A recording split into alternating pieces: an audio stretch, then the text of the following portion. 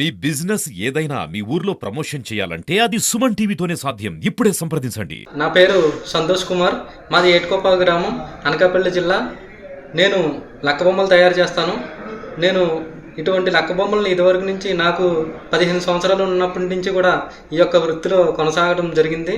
నేను అప్పటి నుంచి కూడా స్కిల్ని డెవలప్ చేసుకొని గవర్నమెంట్ వారు ఇచ్చే చిన్న చిన్న ట్రైనింగ్స్ అటువంటివి కూడా నేర్చుకొని నేను మహారాష్ట్రలో ఇన్స్టిట్యూట్లో వర్క్ చేసి అక్కడ టీచర్గా కింద కూడా నేను కొంచెం ట్రైనింగ్స్ కూడా ఇవ్వడం జరిగింది. అలాగే వాళ్ళు అక్కడ నేర్చుకొని ఈ వర్క్ మీద ఆధారపడి కొంచెం వర్క్ చేయడం కూడా జరుగుతుంది.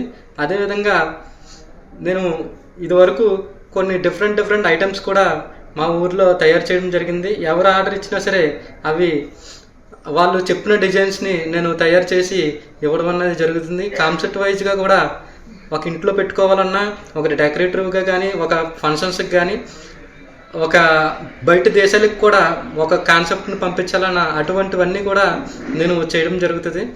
అటువంటి చేయడాన్ని నాకు ఐఎన్పిఆర్ సంస్థ వారు మా ఊరు వచ్చి తెలుసుకొని ఎవరో ఇటువంటి తయారు చేస్తారని తెలుసుకొని నన్ను అప్రోచ్ అయ్యి వాళ్ళు దగ్గరుండి డిజైన్ చేసి ఈ యొక్క జనవరి 26 శకటం నమూనాను నా చేత వాళ్ళు బొమ్మలు తయారు చేయించడం జరిగింది.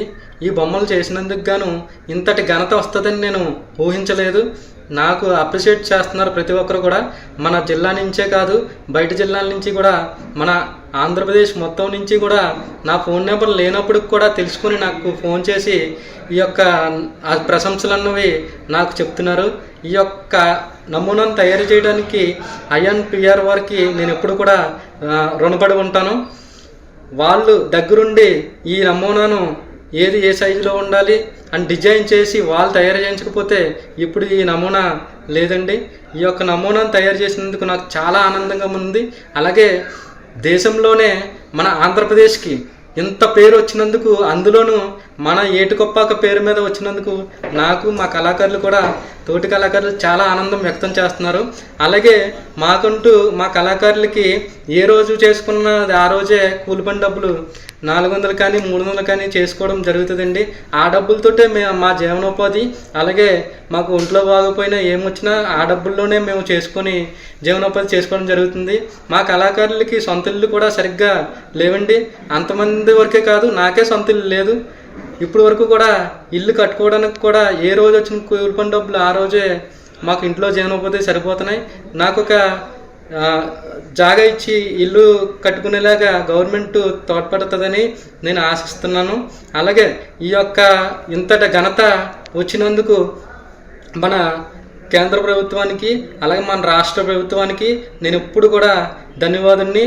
అలాగే మన డిప్యూటీ సీఎం పవన్ కళ్యాణ్ గారు, మన సీఎం నారా చంద్రబాబు నాయుడు గారు, వీళ్ళకి నేను ఎప్పుడు కూడా కృతజ్ఞతలు తెలియజేసుకుంటున్నాను.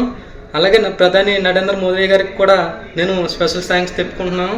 మన నరేంద్ర మోడీ గారు కూడా ఇంతకుముందు మన్ కీ బాత్లో మా గురించి, మా కళ గురించి మాట్లాడడం జరిగింది. అప్పటి నుంచి కూడా ఒక స్టెప్ కొంచెం పెరిగి మా కళకు గుర్తింపు అన్నది కూడా రావడం జరుగుతుంది. అలాగే తర్వాత మన రీసెంట్గా కూడా నరేంద్ర మోడీ గారు ట్విట్టర్లో కూడా ట్వీట్ చేయడం జరిగింది. ఆ తర్వాత అంతకుముందు మన డిప్యూటీ సీఎం గారికి కూడా నేను ఆయనతో ముఖాముఖిగా మాట్లాడడం జరిగింది.